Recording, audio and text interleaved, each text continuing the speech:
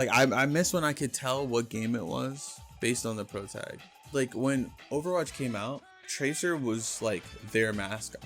And although like she was human, she was humanoid, she felt so different in comparison to COD or Halo, right? And I think that the only games that have continued to do this are games that fully rely on the fact that they have constant new characters being added, like League of Legends, like technically Fortnite, Overwatch, Marvel Rivals.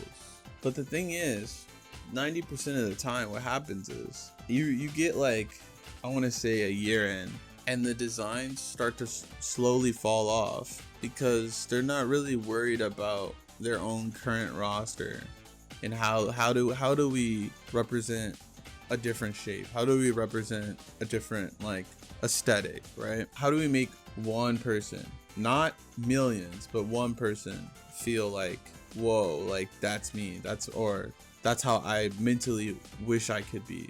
We're focused on how do we improve upon the last design that did extremely successful. How do we make another character who will get a lot of hype for a month because they're fine as fuck? Or we're focusing too much on the small majority. Like it's a very interesting, like, unique situation in games because they hyper focus on characters who produce profit, right? Instead of having every now and then a character that's goal is that.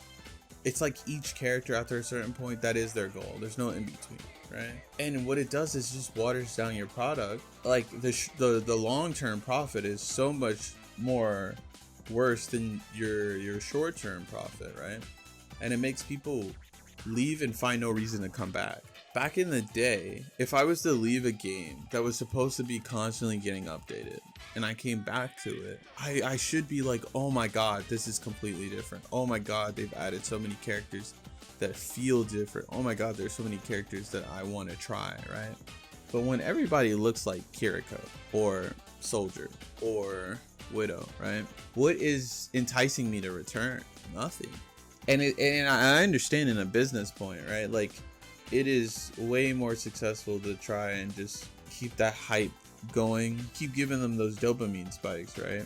But in a long-term history sense, it's a bad idea.